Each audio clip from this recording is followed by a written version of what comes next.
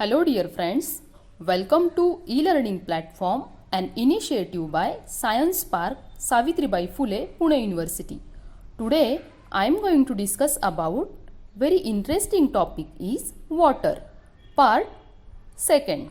The topic is from 5th standard and the chapters covered from SSC and CBSE board.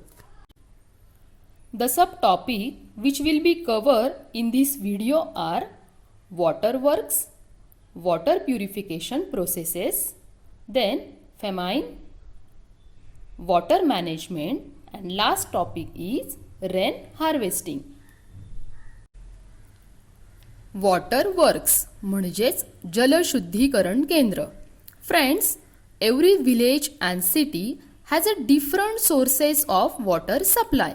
For example, water is supplied from river, stream, lakes and dam.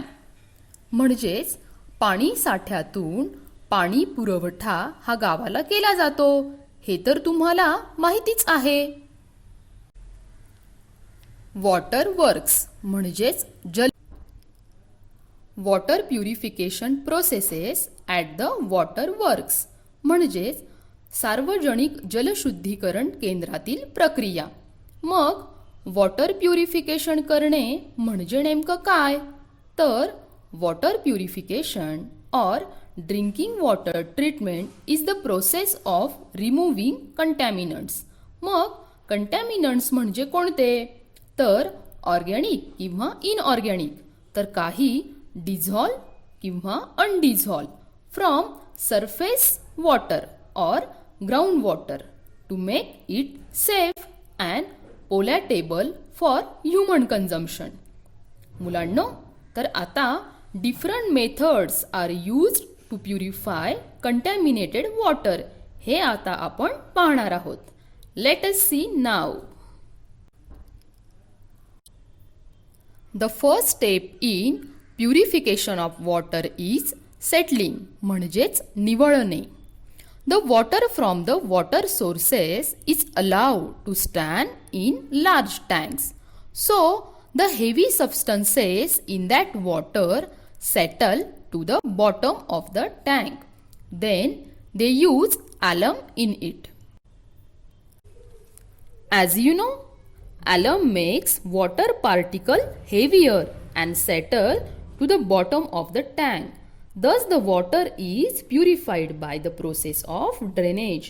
म्हणजेच तुरटीचा वापर करून पाण्यातील कण हे जड होतात व ते तळाला जाऊन बसतात. अशा प्रकारे निवळणे प्रक्रियेद्वारे पाणी शुद्ध केले जाते.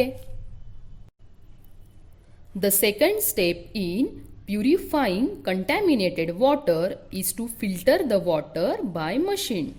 That is meant by filtration. त्यालाच म्हणतात गाळणे. Water is filtered using the filtration by machine. Oxygenation. त्यालाच म्हणतात ऑक्सिजनीकरण. Oxygenation is the third step in purifying contaminated water. पंपाच्या मदतीने पाण्यात हवा खेळवितात. त्यामुळे पाण्यात हवेतील ऑक्सिजन मिसळतो. In this process oxygen from the air mix with the water as a pump place air in the water. म्हणूनच oxygenation is very much needed. This is because playing with air reduce the order of water. Oxygenation हे खूप गरजेचे असते कारण पाण्यात हवा खेळविल्याने पाण्याला दुर्गंधी कमी होते. क्लोरिनेशन म्हणजेच निर्जंतुकीकरण करणे. This is a fourth step in purifying contaminated water. Impure water contains many type of germs. दूषित पाण्यात भरपूर प्रमाणात मायक्रो ऑर्गॅनिझम्स असतात. Chlorine is mixed in the water to kill the germs. Chlorine is a bleaching agent that used to purify water, but too much is dangerous for us. मुलांनो, अशा प्रकारे जलशुद्धीकरणासाठी वरील 4 पद्धतींचा वापर करतात. Can you tell? If at some place it did not rain for a very long period of time, what would be its effect on the life of the people there? एखाद्या भागात दीर्घ काळपर्यंत पाऊसच पडला नाही तर तेथील लोकांच्या जीवनावर कोणते परिणाम होतील? तुम्ही राहता त्या प्रदेशात किंवा एखाद्या दुसऱ्या प्रदेशात बरेच वर्ष पाऊसच पडला नाही तर तेथील लोकांच्या जीवनावर कोणकोणते परिणाम होतील? मुलांनो, विचार करा आणि मलाही नक्की सांगा बरं का. फमाईन म्हणजेच दुष्काळ. मुलांनो, बाष्पीभवन म्हणजे पाण्याची वाफ होणे. उष्णतेमुळे पाण्याचे वाफेत रूपांतर होणे म्हणजेच बाष्पीभवन होय. Water vapours is the evaporation. Evaporation is the conversion of water into the vapor due to heat.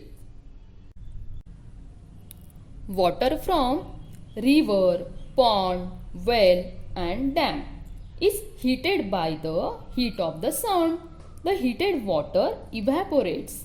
As a result, the water level in those water gradually decreases. Not only does it rain, but some of these stock also dry up. This process is most common in drought-prone area. In such a situation, the animals and you also feel the scarcity of drinking water. या अशा परिस्थितीत जनावरांना आणि आपल्यालाही पिण्याच्या पाण्याची टंचाई जाणवते. वॉटर फ्रॉम शेतीसाठी पाणी मिळत नाही. That means there is no water for agriculture. This condition is called famine. A famine is a natural disaster. Grain and fodder become scarce during the famine. दुष्काळ हा कोणत्याही भागात पडू शकतो. In 1972 there was a severe drought in Maharashtra. So the government works to help the people in such a drought situation. People and animal in drought prone area are evacuated. They are also provided with the food grain, fodder for the cattle and water as required. Fodder camps are set up to take care of domestic animal. Water management म्हणजेच जल व्यवस्थापन. मुलांनो, आपल्या संपूर्ण पृथ्वीला पावसामुळे पाणी मिळत असते. Our whole earth gets water from the rain. Due to the rain, this water become available to us again and again. We get rain for only 4 months in a year. तर आता हे पावसाचे पाणी साठविणे किंवा जमिनीत मुरवणे हे खूप गरजेचे असते. जर आपण असे केले नाही तर आपल्या रोजच्या वापरासाठी व पिण्यासाठी पाणी उपलब्ध होणार नाही. म्हणून पडणाऱ्या पावसाचा प्रत्येक थेंब आपण अडविला पाहिजे आणि तो जमिनीत कसा मुरेल यासाठीही प्रयत्न केले पाहिजे. मुलांनो, तुम्हीही नक्की प्रयत्न करा. जर आजच आपण प्रयत्न केला तर भविष्यात आपल्याला अडचणी निर्माण होणार नाही. Rain harvesting. Rain harvesting is a new type of water storage. In this, rain water falling on the roof of the houses can be stored in the water tank kept in the yard with the help of Panhali. हे पाणी पावसाळ्यात जास्तीत जास्त टाक्यांमध्ये साठवून ठेवले जाते and then it is purified and used for the other purposes. मुलांनो, रेन हार्वेस्टिंग हे तर तुम्हाला माहितीच आहे, तर तुम्ही सुद्धा हे प्रयत्न नक्की करा आणि जास्तीत जास्त पाण्याला साठवून कसे ठेवता येईल याचाही विचार करा. आणि हो, हा व्हिडिओ जर तुम्हाला आवडला असेल तर लाईक आणि शेअरसुद्धा नक्की करा. थँक्यू.